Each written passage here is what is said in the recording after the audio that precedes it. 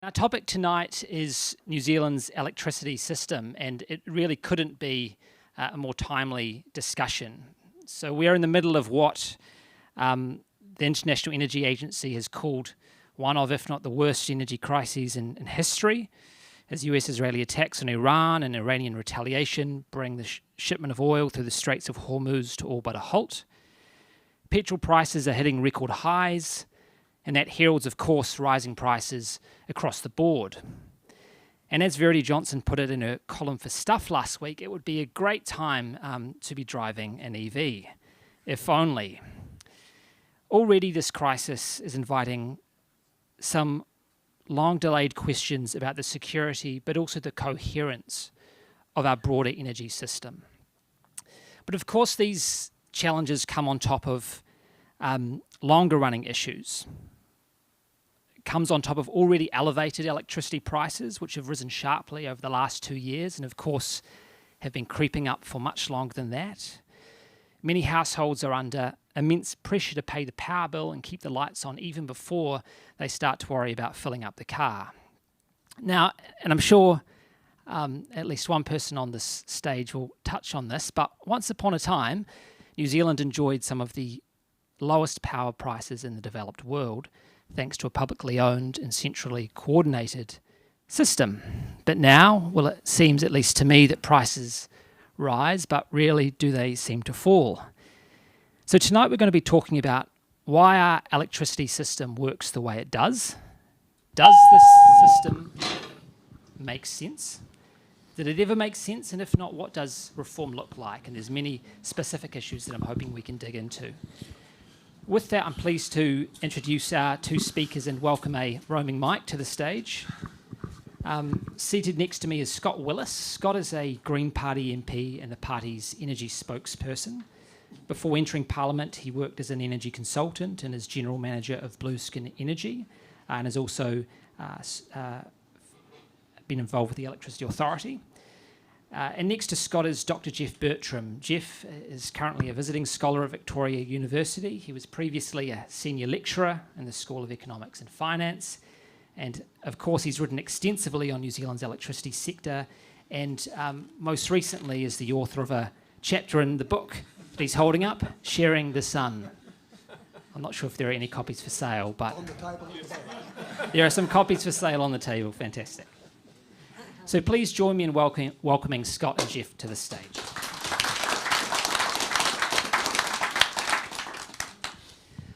I want to start with the moment that we're in. Scott, what does this moment of crisis, this energy shock, tell us or tell you about the state of our energy and electricity system? What reflections has it invited for you? Well, kia ora koutou, and thank you, Ollie. I think what we're seeing is an energy crisis that is both deeper and wider than anyone is acknowledging right now. And we should not waste a crisis. We should not waste a crisis, and this government just seems to be sitting around not quite knowing what to do. They have cancelled the clean car discount. They want to import LNG. They are doubling down on the LNG proposal. They cut the Community Energy Fund. They ignored advice to solarise the nation. They seem to be doing everything to make sure that they are a one-term government, which is good because in the Greens we are working on a 100-day energy plan to transform the sector, to electrify the nation, to make sure we have affordable electricity prices, and to make sure we decarbonise every other sector as well, our transport system, our industry, our manufacturing. Right now, we do face a situation that was entirely predictable. Being dependent on fossil fuels from the Middle East makes us very vulnerable where we sit in the global, on the planet. Therefore, we should be making the best use of all the resources we have. And we have fantastic resources. We've got wind that if we want to make a comparison with the Middle East, this is the Saudi Arabia of wind. It really is. We have fantastic solar resource. We have geothermal that we have not really made the most of yet. And we have our great wet batteries, our hydro scheme, our legacy hydro scheme that we've all paid for, but we keep on paying for again and again and again, because the fossils in our system means that that hydro gets paid out at the cost of coal. So we have everything we need, we're just not using it yet, and we could do. Maybe I'll leave it there and pass over to Jeff. Just a couple of things. First thing you notice about the current government's response is that the obvious way to give relief to households facing higher prices of oil is to cut their electricity bills, and that can be done very quickly. What Frontier said last year is just take the carbon tax off geothermal, wind and hydro. That's $1.2 billion just like that, which is 12% of the total electricity industry income. And that's just a little bit of icing on the top of what can be cut off the power bill. So nobody's really getting into that. The reason they're not getting into that is that they're scared, and justifiably scared, and I'm sure the Greens are scared too. And that's because over the last 40 years we've had a huge wealth transfer under cover of electricity reform from ordinary households and small business across to the owners of the large gentailers, lines companies and so on, and that wealth transfer is now crystallised, set into asset values, and will be hotly defended. So we're essentially up against a feudal system collecting its rents from the peasantry, and a peasant revolt is really hard. And don't underestimate the political difficulty. Without a very, very strong electoral mandate to take these guys on, it's not much fun, because we're talking about a massive onslaught on asset values with big implications. I'm advocating we do it. I'm advocating we do it, A, because I think it's the right thing to do, but B, because it's coming anyway. But hey, there's going to be politically easier to wait for the market to crash those asset values. And there are reasons to think the market will do that. I'll talk about that in a minute. I'm hoping we can get into what the details of the peasant uprising look like in a bit. But before that, I think one of the obstacles to having these conversations is the fact that the electricity system seems at least to be incredibly almost Byzantine. It's layers of rules, or many different kinds of entities doing many different things in the system. So I'd like to give the room a bit of a shared picture of how things work. But to do that, it would be helpful, I think, if we started with what it used to look like. So Jeff, could you give us a concise summary of how New Zealand's electricity system used to work? Concise? Gosh. Imagine a world in which you have non-profit supply run by engineers with social objectives, and at local level you have elected boards running electricity supply authorities on a non-profit basis and running local electricity systems in an integrated way. A little bit of small hydro running the ripple control of demand and so on, and up at the top level the NZED running its generating assets on an optimising engineering basis, managing the water sensibly, and combining the cost of generation with the cost of the grid, which means you get the lowest possible average price coming out. If you separate the grid off, which is what we did subsequently, you raise the price of generation to the cost of coal from Huntly, and you raise the cost of the grid to enough money to keep Transpower alive, remembering it's a natural monopoly with a decreasing cost curve. If you price the grid at marginal cost, it just makes huge losses. So you guarantee by fragmenting generation in the grid and privatising and corporatising, the prices have to go up unless there's just only one way that you can get prices down over time with the reform, turning it into profit maximising managerial stuff. You've got to have a fantastic increase in productivity to enable prices to come down in the face of a profoundly regressive reorganisation of the cash flows and incentives in the industry. And we just never had it. Productivity's been falling now for 30 years. It's got the worst productivity and growth record of all the industries in New Zealand. It's down 30% from the mid-1990s on total factor productivity. I mean, it's It's nuts. Anyway. I guess, just jumping in, I think what we did see was the re-regulation of the electricity sector from 80s into the 90s to break it up into those silos. But I wouldn't say everything's bad in that. Difficult argument, I know. But what that did do, there's lots of bad things, there's terrible things that's happened, but what it did do was create a space for greater creation and innovation.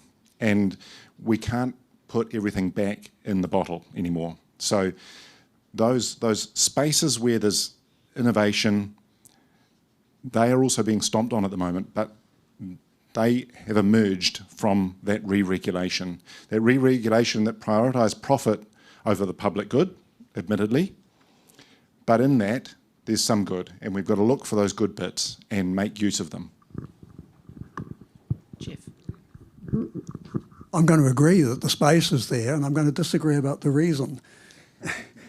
Don't give the re-regulation any credit for the arrival of technological change. Technology has arrived. Solar and wind are now cheaper than grid supply. Now, there's a lot of technical stuff between the cup and the lip, but this arrival of renewables on the margin of the world's energy supply as the cheapest source of new supply has completely transformed how you would want to design your market going forward.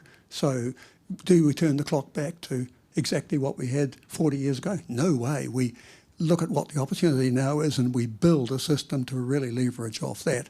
The current system is simply completely hidebound, sclerotic, blocking it.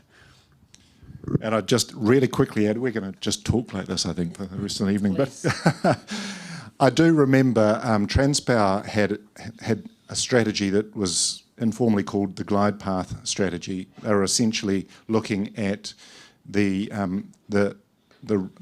build of distributed renewables that ended in about 2010 and moved to the enduring grid strategy. That ended just at the time that the price of solar dropped incredibly, and we started seeing people put solar in everywhere, and that began at about that same point. So we see a strategy that Transpower had taken, assuming previously that we would build out in distributed resources. Didn't happen. Okay, we're going to build up the grid to support bigger generation at the same time as solar drops and has continued to drop in price. So a real mismatch there. So there's a missed opportunity there in terms of uptake on solar, and we'll get into that in a moment. I'm interested in understanding more, though, about what has been behind the persistent increases in residential power prices since the reforms, because I'm assuming that part of the pitch to the public back in the 1980s was that if we corporatise, if we privatise, efficiency gains will deliver cost savings to consumers. So, I mean, why hasn't that happened? Can you step through that, the mechanics of that, Jeff? 2 words: market power. If you let monopoly loose and don't regulate it, you get monopoly pricing. Okay, number one, generation. Once we'd corporatised the generation space, year after year after year, the price of generation went up, and it was written into the asset values of the companies. I don't know if any of you read the company balance sheets, but if you have a look at Meridian's balance sheet, I was just looking at that a couple of days ago, and the asset side of their balance sheet, about 90% of it is asset revaluations. In other words, just accounting gains that they have pocketed, but they're charging you on them, all right. So on the generation side, the price went up until they hit the demand curve, which is what monopolists do. And if you've done Economics 101, you'll know that we have a standard diagram for the profit maximising position of the monopolist, which sets a monopoly price. Well, for residentials, the opportunity to move from the socially responsible price of the 1980s to the unregulated monopoly price took about 3 decades, and they hit the demand curve, the maximum point on the demand curve, about 2015, 2016. You can see it in all the charts of the take from households and the average price to households. They just hit the point where people couldn't pay it anymore, and people started turning off the heating and of course, adopting more and more efficient appliances and so on. And so their ability to extract more and more and more profit and revenue from households on the generation side simply hit a brick wall. There was the only other place they could go for price gouging after they'd done households over was industry. So they started on industry from 2017, and by 2022, 23, forward prices for industry are beginning to cause paper mills to shut down and all of that. So they are hitting the limits of the demand curve. This is actually monopoly pricing as per the textbook. As for lines charges, they're regulated on a basis that is frankly a joke. We have a regulator which rubber stamps a set of asset values and resulting fixed lines charges that are based upon some of the most extraordinary propositions from industrial organisation economics, which I won't bore you with today. But there's one little wrinkle that I'm going to come back to, and so I want to get it in now so that I'm sure this bit of the jigsaw is there. If you take a look at your electricity bill, you'll find that it's broken down between energy and lines charges. And if you look at the lines charge and ask, what is that? A big chunk of that is the Transpower grid charge for running the grid. Now, Transpower gets a regulated ability to charge a certain amount of dough, and then they charge all the lines companies, what used to be the supply authorities, that amount of money. And under the pricing rules we have, that amount is simply passed straight through to retailers by the lines companies. So the lines companies are like the bailiffs in a feudal system. They are the tax collectors for Transpower. And because the thing is set up in this way, if you put solar on your roof and you're generating almost all your own electricity, but you want to stay connected to the system, you've got to pay the full costs of the Transpower grid. In other words, you've got to subsidise your competition. And this is one of the reasons why renewables just have great difficulty getting off the ground. I'd also add, why is the question was, why is it so expensive? Yep. The gentailers are created, well, the three that we own, 51% of, are created through the mixed ownership model legislation. They are required by statute to make a profit. They're required to do that. That they do it so damn well is probably good business. And that's something that can very easily be changed. The gentailers don't have to make a profit. They could also act for public good, and that's a legislative change that is very simple to do. And it's a choice that government makes. So the government is choosing. The government is choosing that over the past 12 months, we've had a 12% price rise in electricity prices. We've got another 5% coming this year. That's on top of increasing lines charges at a time when ordinary Kiwis are really, really struggling. So, yes, they're doing what they are told they have to do, and they're doing it really, really well. So despite the obstacles in the system, it seems that there are lots of people around the country who are, whether individually or as part of community organisations, trying to find ways to eke out a different approach. And so, Scott, I know you've got some involvement with Blueskin. Can you tell us a bit about your experiences there, and what did that tell you about the obstacles to different approaches? Well, I guess back in the day, prior to Parliament, but one of the reasons why I entered Parliament was my frustration with the broken electricity market and system. I worked at an NGO and tried to build New Zealand's first community wind farm. That was a 9-year project, and it eventually got turned down at the Environment Court on visual impact grounds, because, in case you didn't know, you can see wind turbines on hilltops. And some people are offended by them. they couldn't turn it down on anything else. But anyway, that's another story. An interesting story, but another story.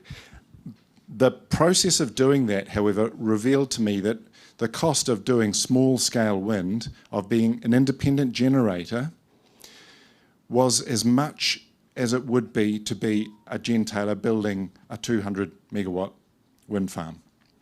There is no difference through the consenting process. We were treated the same. So there was no national environmental standard for small-scale wind. And the other point that emerged through that was that as an independent generator, we would have to sell to our competition, the gentailers. So it took a long time, and we did a workaround, and we managed to get the University of Otago wanting to purchase the electricity through a contract for difference. We hadn't signed on the dotted line because we hadn't had the resource consent yet, but we did a workaround. We should not need to do all those workarounds to build the small-scale generation for communities. And part of that journey was to build, I don't know if any of you remember, there was a 2007 perhaps, or 2008, Get Smart, Think Small, the Parliamentary Commissioner for the Environment's report on distributed electricity generation. A great report looking at the technology that's available now. And using some of the insights in that, the vision that we had at the time was to develop an energy resilient community, an islandable community for electricity where we would generate 3,000 households had a demand of, let's see, 5.4 gigawatt hours per annum, roughly, with a wind farm that would generate 7.4 gigawatt hours per annum. So more than matching what the annual demand would be. Of course, wind doesn't completely match what the daily demand is, but in doing so would enable not just decarbonisation of households and more resilience for the community, but also help us to decarbonise our transport system as people increasingly electrify. And part of that journey was talking about the energy system in the community newsletters, so much so that the streets I now live on, it's forever autumn, because there are leaves everywhere.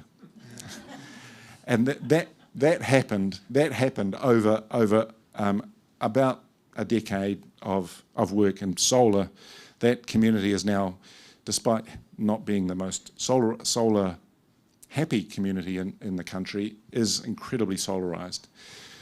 But those frustrations flew into, we also established a peer-to-peer electricity grid where those people who had solar could get a higher price when they sold it to people who didn't have solar, who were in the same network. And the frustration there was that the lines company would not recognise the benefit we were doing to manage the peaks. They would not provide any support when we were able to demonstrably lower the stress on the transformers in the low voltage network, because we weren't big enough, I guess. We weren't because they didn't need to. And then, of course, the power of the gentailers. We had a high spot price, gas outage, high spot price. We weren't fully covered and we were very exposed to the spot, and we had the pressure of the gentailers to try and capture our customers, so it killed it after 2 years.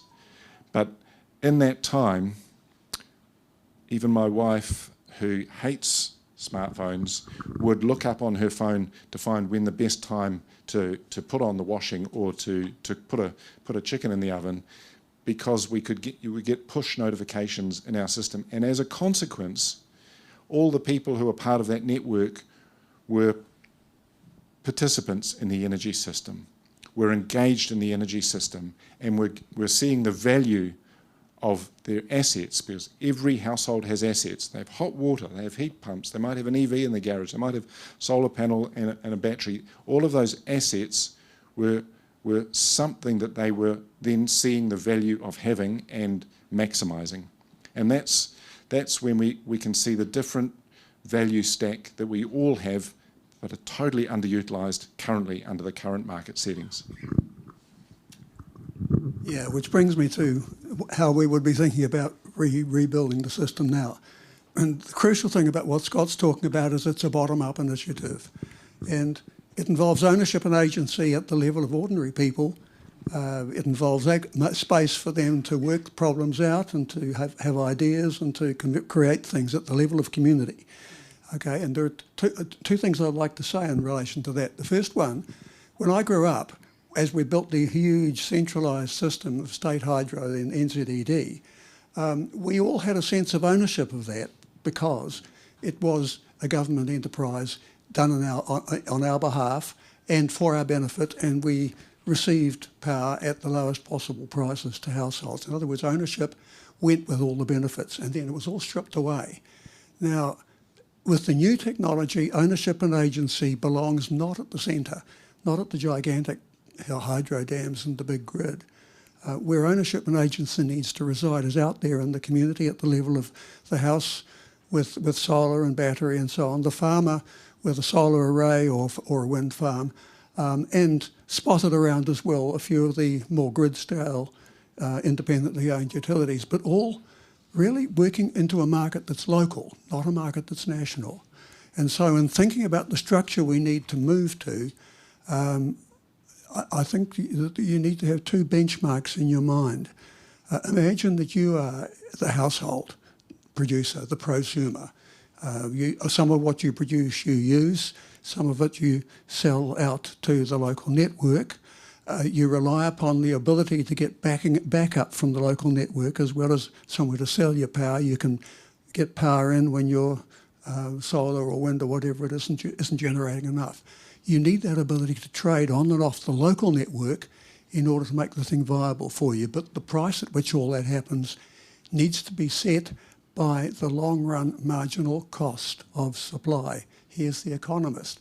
The rule from the old electricity reforms, the slogan under which all the reforms happened was, we've got to have pricing at the long-run marginal cost. Well, the long-run marginal cost, guys, is a fraction of what Huntly costs. It's a fraction, therefore, of what grid power is being sold at the moment. And if we can get a large slab of distributed supply at that long-run marginal cost into the local networks to compete with the central supply coming off the grid, you have what's called competition for the market. And that is what ultimately will kill the asset values of the fat, rich, overvalued, overpriced, big corporate operators who currently dominate both the economics and the politics of electricity. From here to there's a huge disruption. You know, this is a revolution, if you like. So it's not to be undertaken lightly, and you shouldn't be too optimistic about getting it done tomorrow. It will come in stages. It will either come by our collective will expressed through our political process and the Parliament, or it will come the Adam Smith Schumpeter way. It'll come by the market simply arriving and saying, guys, this is what electricity costs. If the grid won't do it for you, come off grid and enjoy the benefits of the technology. And taking people off grid is economically sensible. It works for the rich. The people at the back of the queue are then the poor. We need to design this thing so that the people at the front of the queue are the poor. The pricing is set to the long-run marginal cost of renewable supply, and the big central corporate pricing interests have to be forced to step back and meet that price. All right, now I've got a lot of architecture ideas about how to do that by reorganising the electricity supply authorities, that is the lines networks, but we can do the detail in a minute if you like. But it's an exciting idea, but it's extremely threatening to a lot of very powerful people. So don't underestimate how easy it is to do. I'm interested in getting into some of the architecture of that, but Scott, do you have any comments on that vision?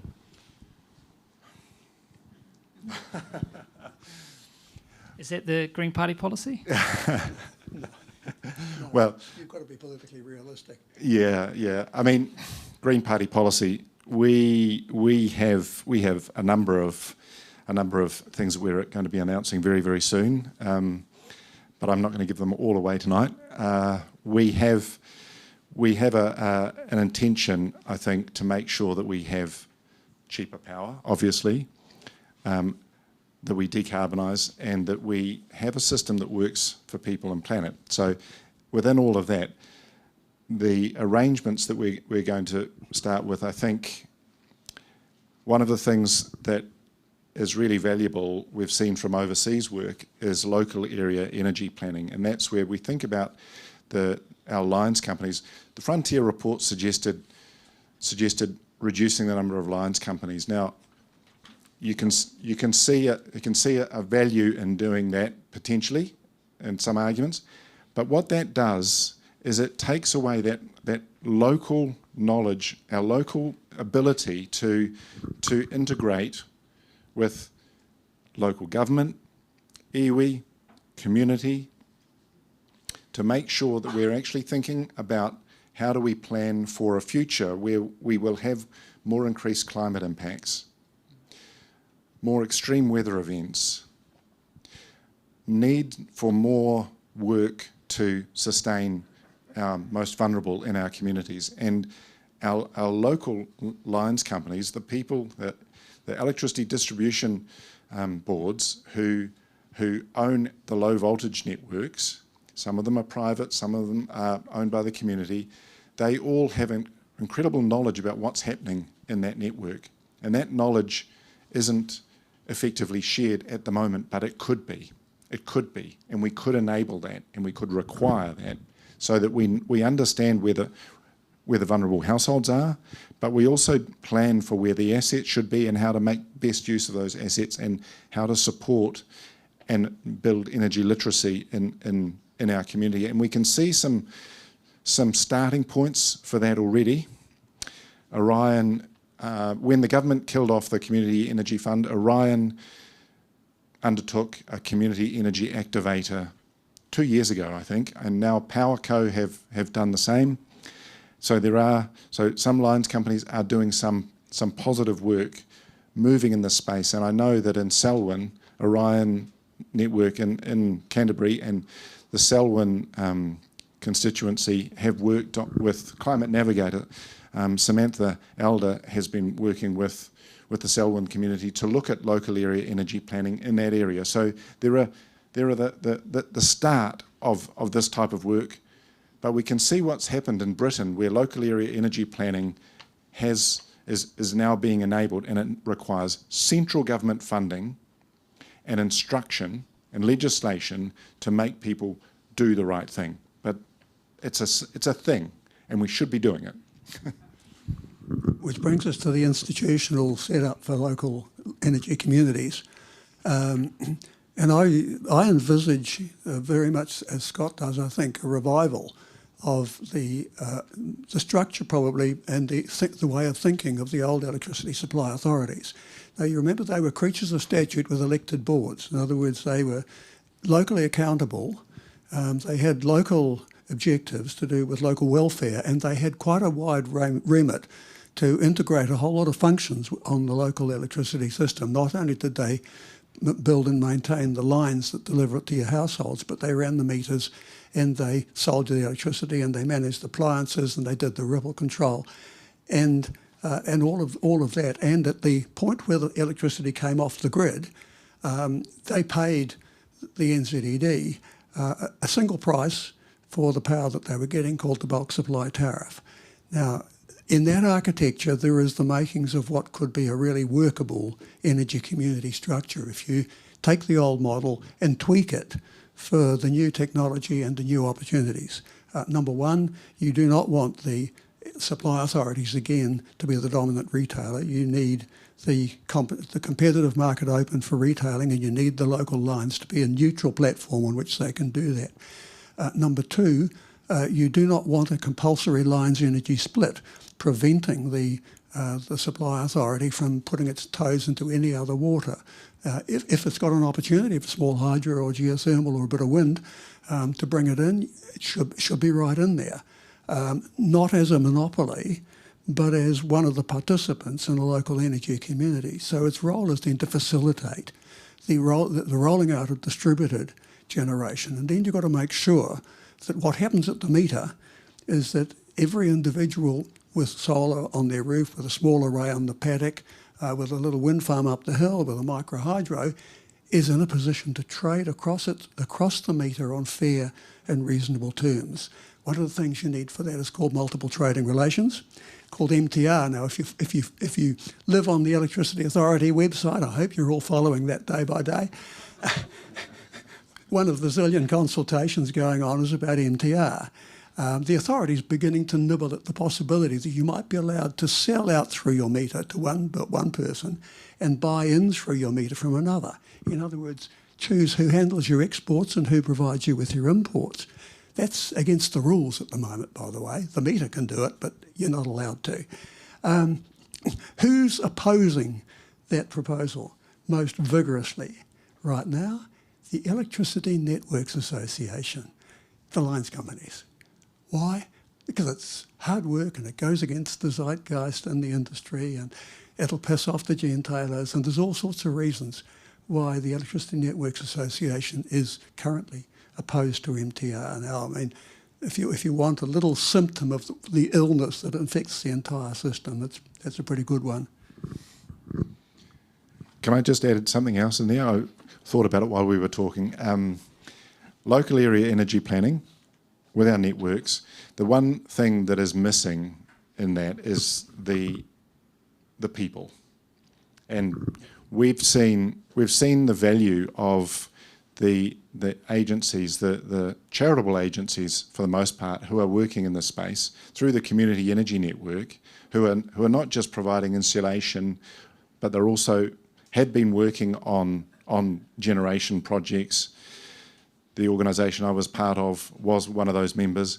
I can see Phil back there from Sustainability Trust, who runs Toast Electric, social retailer, which I hope we're all signed up to, by the way. The value of local area energy planning is only going to be maximised when we have the agents who are going to engage the whole community in that transition. So community energy hubs, which is the community sector, helping people understand their part in the energy transition, helping people understand where electrons come from and why it's so valuable that we use them well for good things effectively, and we can use the electron where we use the electrons and not in ways that are perhaps not as essential as to make sure they understand that this is lifeline infrastructure we're dealing with. So even in a more distributed model, in terms of the structure and ownership of the larger generators of electricity, what do you think the role should be of public ownership there? Should we be talking about renationalising the gentailers, Jeff? You bet we should be talking about it, but don't assume that automatically gives you the answers. Ideally we would renationalise selected bits. For example, the heritage hydro system right now, with the new technology, is the logical backstop to wind and solar intermittency. What we need is, an integrated arrangement where we schedule the hydro lakes to make sure that when the wind isn't blowing and the sun isn't shining, we're running the hydro, and vice versa. And I and Steve Paletti up in Auckland University have modelled how to build a system in which we do that. And I tell you what, it saves an awful lot of wasted money and effort if we've got the hydro system available to do that socially important function rather than simply to make profits by speculating on the half-hourly spot price. So you've got to get control of the heritage hydro somehow. Now, if you do it by nationalising under the regulatory standards bill, you're going to have to pay full compensation, at which point it's not worth doing. All right? If you're not going to pay full compensation, you don't want to be blamed for destroying the asset values of mum and dad investors who've put their life savings into Meridian shares. Well, the problem is, the market eventually can do this for you. It just takes a lot longer. It's much more disruptive. It's much uglier. And the winners are much more apt to be the rich and the losers are more apt to be the poor. So trying to do it in an orderly fashion needs some imagination. I've got some ideas, but I'm not sure that we better go there. But yeah, we need to talk about nationalisation to focus our minds on the real issue, which is getting social control of those assets, whether by actually taking ownership or whether we do it by other means. And I think other means is probably how it's going to have to actually happen. The other thing is that the Transpower grid is a really big social asset. It's absolutely vital to integrating the national system, and it's actually quite well run by its engineers. The trouble is it's a predator. But under the State-Owned Enterprises Act, it is required to be as profitable and so on as comparable industries. There is no comparable industry, so the regulator decides how profitable they are to be, and the Treasury insists that they pay big dividends. Now, if we can get the grid off the State-Owned Enterprises Act and under maybe some sort of Crown entity arrangement which removes this endless profit-seeking monopoly conduct by the grid, it will be a big step towards being able to run the system more sensibly. Should we nationalise? Well, I know there's a public forum. Clearly, we need our electricity system to function for the public good rather than for private profit. The Greens have a purpose to develop an agency that might be called Kiwi Power, for example, to build what we need to provide lower prices and security of supply. And we've put some money aside in our budget to do just that. We've also looked at hydro as the strategic reserve for firming and for peaking, and how we might make better use of that. If we buy out the private investment in our gentailers now, that's a lot of money that flows out of the energy system. A lot of money that we all have to pay that will then flow out into private benefit. So part of the work to make sure we have an energy system fit for the 21st century and that provides for public benefit has to be that the investors in our gentailers start taking a bit of a haircut. And, you know, there is no reason why Genesis needs to deliver 13% return on investment. 4 or 5% would be more than adequate for an investment in a company like that. And so ensuring that we do the work that the gentailers are not doing, they're not lowering prices, they're not providing security of supply. The market has clearly failed to deliver security of supply. The government stepping in to ensure that we deliver for Kiwis is one way that we will also start reducing the returns to the gentailers. And at that point, there will have to be some discussions about who owns what, or whether greater government investment is required and is necessary and is valued. And those are national conversations that we should be having. We should be having this as an open discussion to talk about what we value, whether we value owning our own assets for public good rather than for private profit. It's often said that the government's ownership stake of some of the gentailers is an obstacle to reform. To what extent do you think that's the case? Is that a substantial issue, or is that overstated? Oh, clearly it's a substantial issue. I mean, how's Nicola Willis able to, no relation by the way, able to by text cancel a ferry, and then that's only, you know, not too much shy of $1 billion you can waste, because there's money flowing into the system from the shareholding. How is it possible that we are giving tax breaks to landlords and we're increasing debt because we've got this cover? So it's easy money. It's easy money for the government. That doesn't make it right. And that's the question we should be asking. Is this okay for the government to essentially shaft Kiwis to then provide for very special interest groups within our community?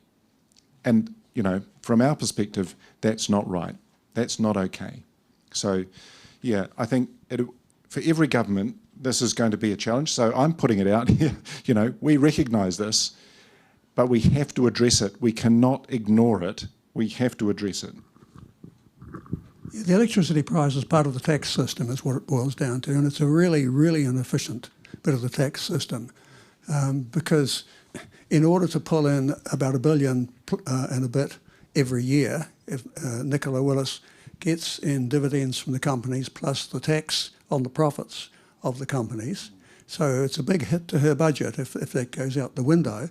But in order to get that, you've got to let the companies pull in a multiple of that in unnecessary profits. The most egregious example is the carbon tax. Frontier Economics did the numbers last year. $1.5 billion of carbon tax is collected out through the electricity price. 200 million of that, in other words, a fraction, ends up with the government. That's the ETS return from the carbon taxes paid by Huntly and the gas-fired generators. And the rest, the $1.2 billion, goes into the pockets of the owners of hydro and wind and geothermal as pure, unearned, unnecessary profit. So the leverage ratios here, the private profit for the government to collect $1 of extra revenue is outrageous, which is why I say let's take the carbon tax off hydro. I mean, you can do that tomorrow, essentially, but your budget does suffer.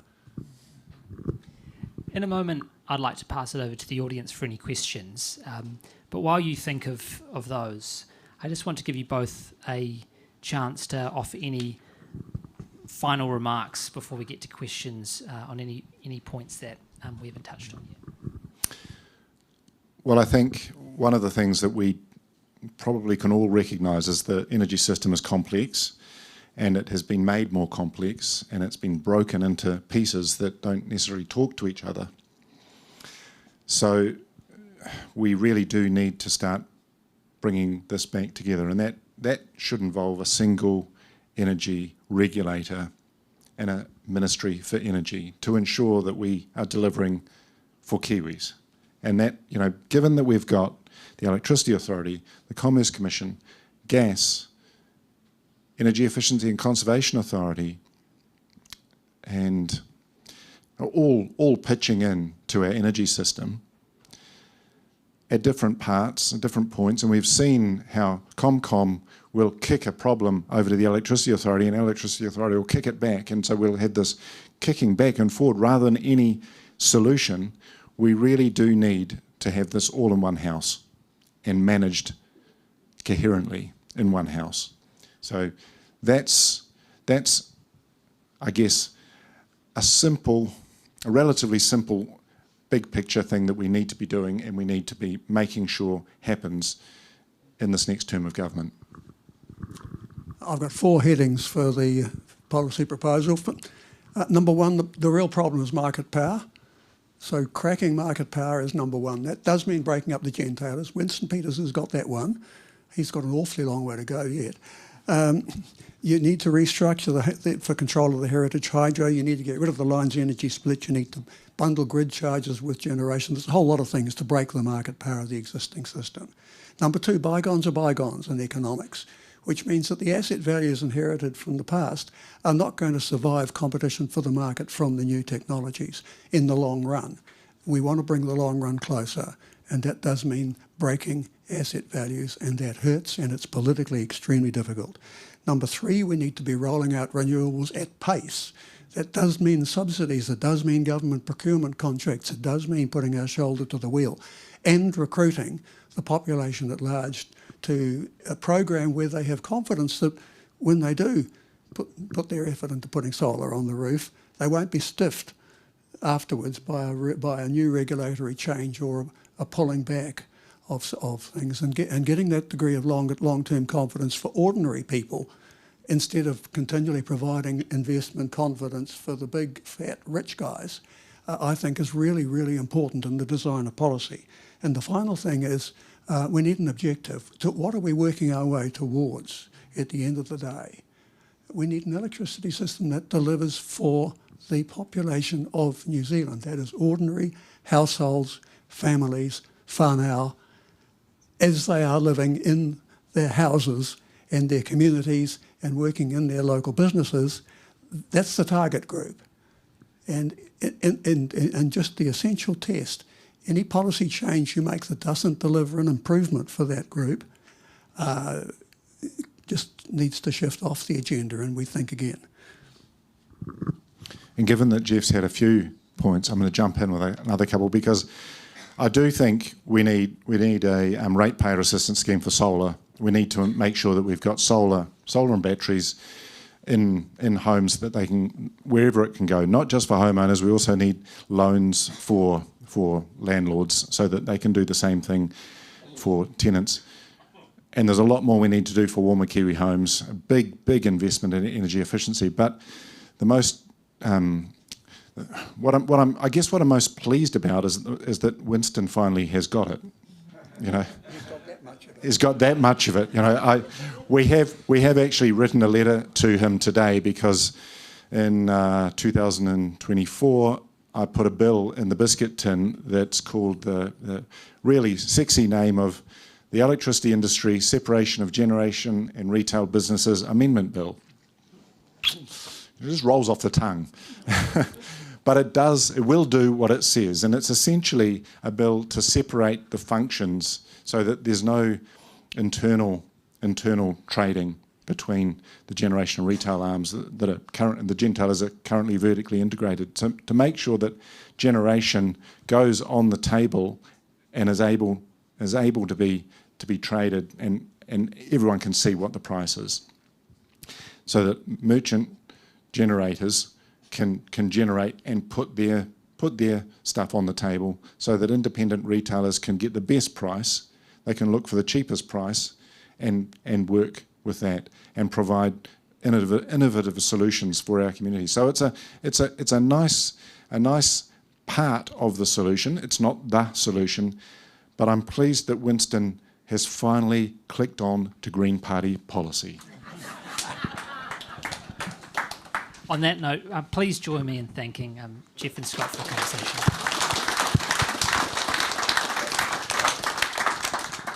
All right, now's the time for questions. I think we'll have this mic rolling around.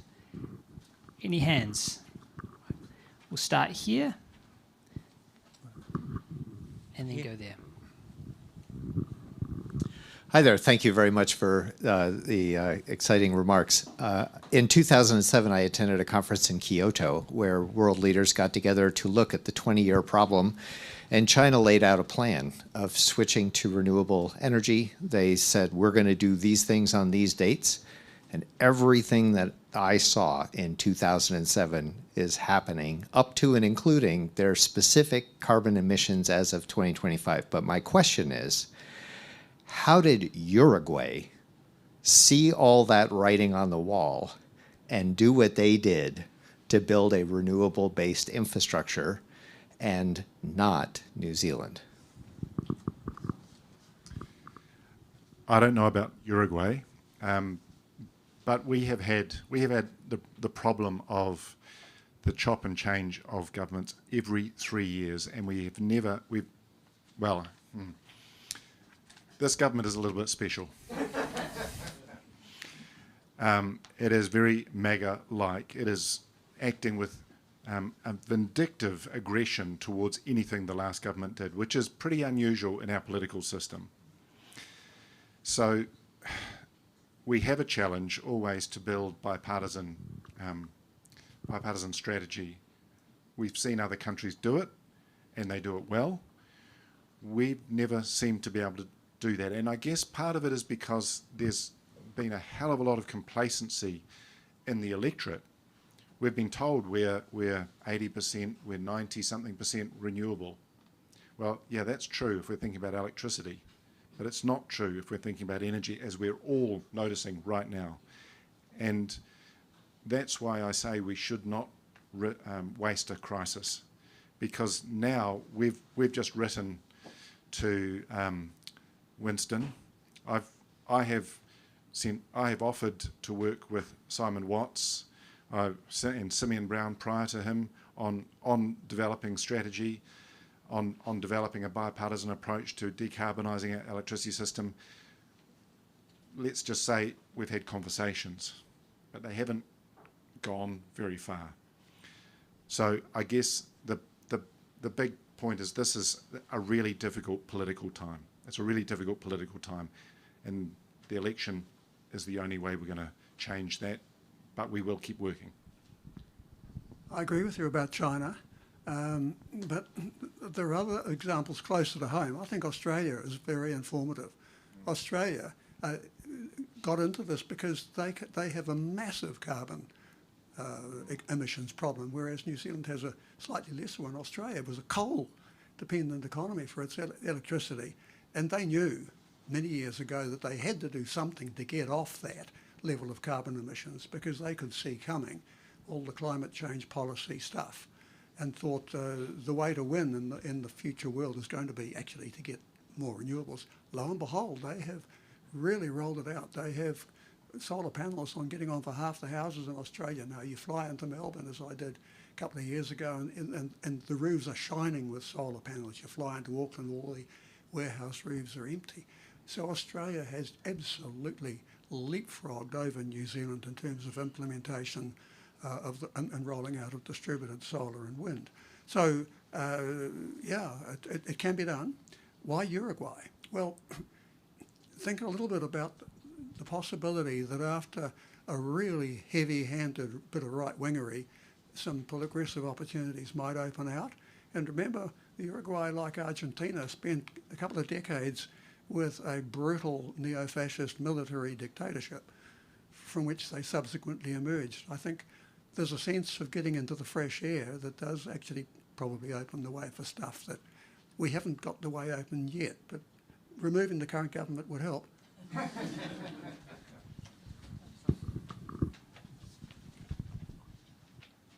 Thank you. But before 1984, when we had this wonderful thing called the New Zealand Electricity Department, and because it was a government department, our 80 members of parliament, we used to go home to their electorates every weekend and be asked about power prices. Piggy Muldoon had to manage that itself. We took that away. Now our MPs just back off. It's stuck with us. It's not an issue. So we've lost parliamentary accountability. Can I say how we could get it back? First, if we introduce the wealth tax, it will claw back some of the money that you give gentailers. The second thing is the other way you can pay them is in government bonds, which will provide the funds for the development of the things that you're talking about.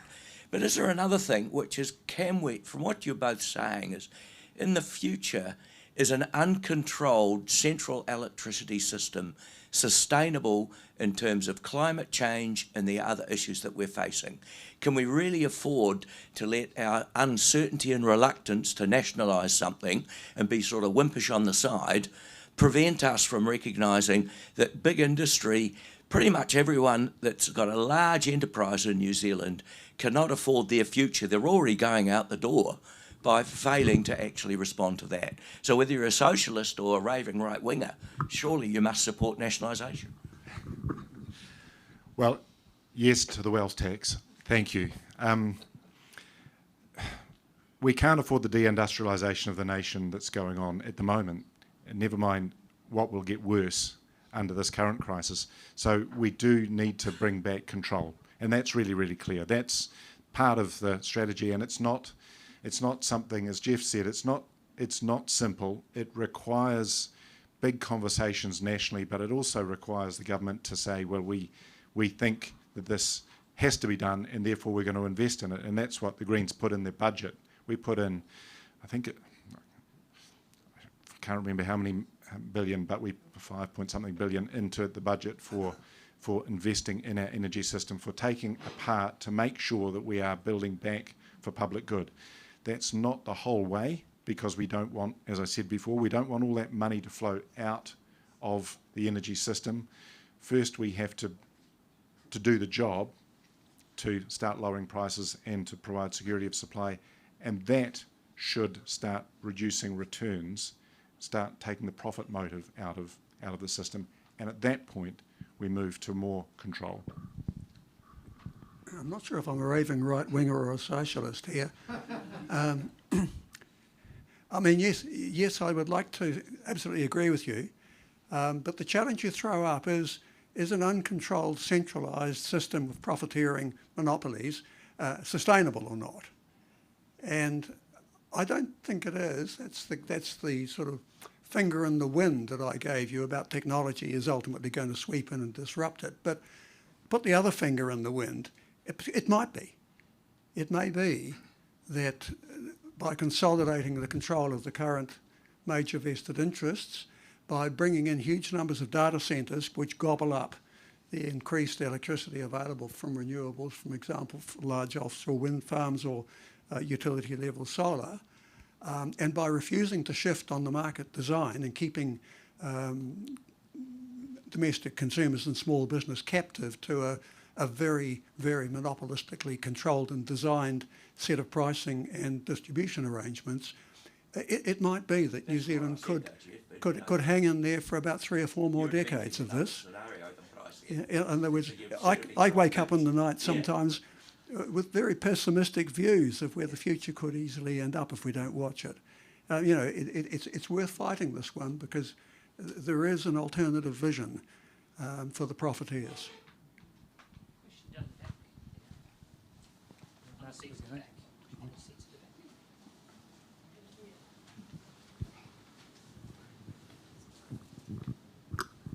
Kia ora korua. Thank you both for your insights. Obviously, there's a context of much bigger market reform, and I think you've already mentioned some of them. If the government could change immediately, are there sort of some low-hanging law reforms that could happen really fast that would have a big impact? Definitely. I think, the simple one that you could do tomorrow is to change the statute, to change the requirement for the profit motive in legislation for the gentailers to provide for the public good. So that's a culture change, and it would remove the requirement to make a profit. So we could see all of the projects that are already consented being built because we know that renewables provide cheaper electricity. So that's a really simple one. We could have ratepayer assistance scheme very, very quickly to enable people to put solar plus batteries, double glazing, get rid of your gas califont or your gas cooker with an induction stove on your rates. So you're doing capital investment in your home, but you're putting it on your rates bill. So you're actually, with the savings you're making on your energy costs, you can easily pay the slight uptick in your rates because government can provide that debt at a much cheaper rate than individuals can. Clean power payment can assist that as well. So we need to solarise. That's a really, really simple one. But we also can do things like re-engage with industry. The GIDI fund was cut. We need to electrify the nation, so we need to be thinking about how we make sure that we get off gas, because one of the big pushes for the LNG terminal is not electricity, it's to sustain all of that manufacturing industry that is totally dependent on gas at the moment. It's not, so we're being sold a puppy by the government. It's not for security of supply necessarily. We've got a whole other list. Actually, what I should say is that what I am doing, and I'm really grateful to have a brains trust and a whole lot of people to work within the sector to develop a 100-day energy plan. And I'm not going to announce it all tonight, but that 100-day energy plan is something that we aim to deliver within the first 100 days of the next government. And I've been given the requirement by our co-leaders to make sure it delivers cheaper prices as fast as we damn well can. I sense greater urgency in the question. I think the question is looking for things that, by a stroke of the pen, the executive branch of government could move to reduce electricity bills. And so the sort of things that immediately apply, number one, as I've said before, get the carbon tax, take off the carbon tax on hydro. Number two, shift Transpower into a Crown entity off the State-Owned Enterprises Act. In other words, take out the profit motive from Transpower. Number three, allow multiple trading relationships forthwith to open the way for two-way trading through household meters and business meters to help incentivise early uptake of solar. What else could I do? Number four, announce now. They take a little while to do it. The necessary changes to remove the lines energy split at local level to open the way for more integrated community local level planning. And then there's a series of other announcements that could be made which will take time to deliver, but which change the climate of expectation and how people are thinking of doing investment and so on. Because we're going into a very, very deep recession now where there are going to be a lot of unutilised resources lying around the economy.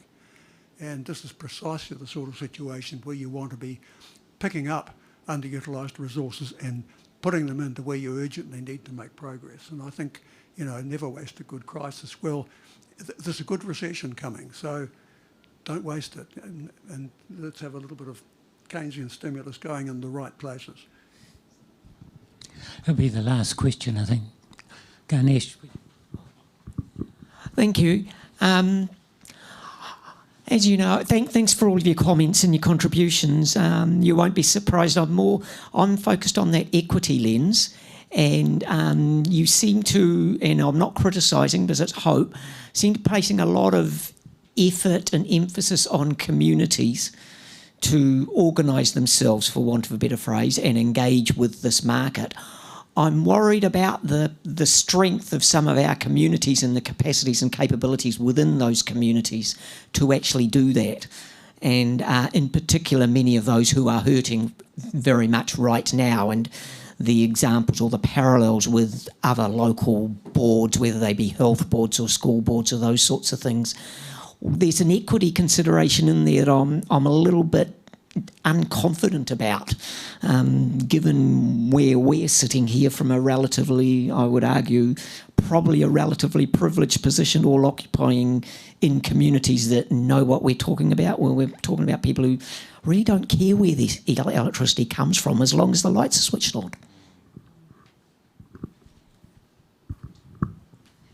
Equity.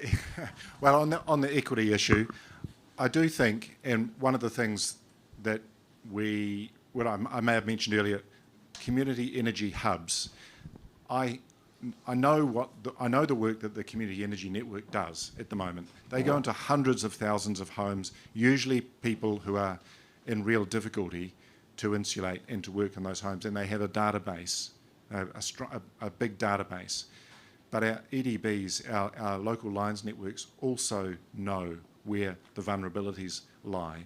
So thinking about how you do that creative, that more chaotic but creative space of community that doesn't have the resource at the moment and is under stress. So yes, government needs to invest in community energy hubs. Government needs to support community, but also requiring our EDBs in particular with local government to work at local area energy planning, starts bringing those two parts of it together so you can understand where the vulnerabilities are and address those first and foremost.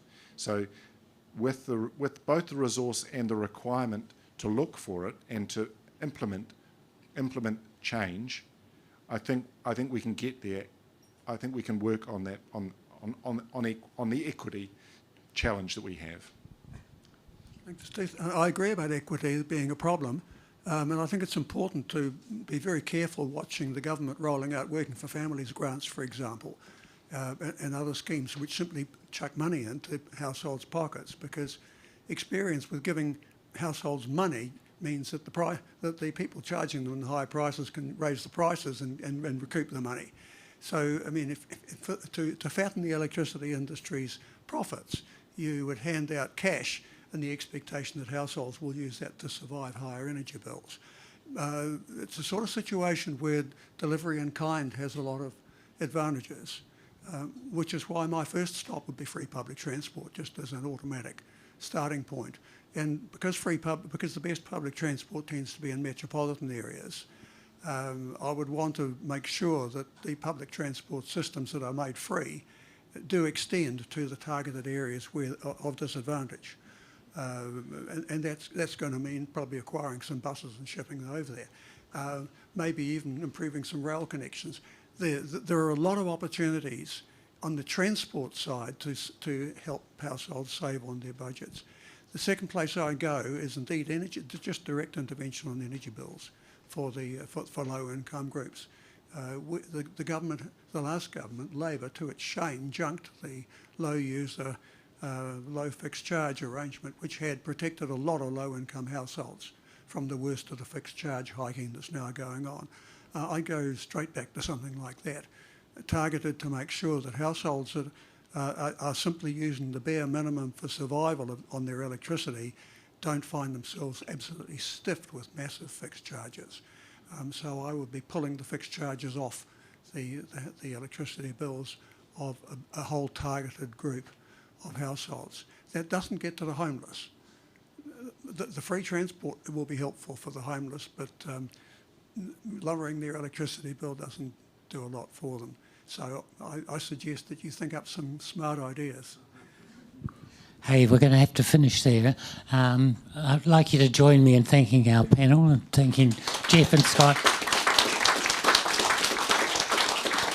And Ollie, our chair.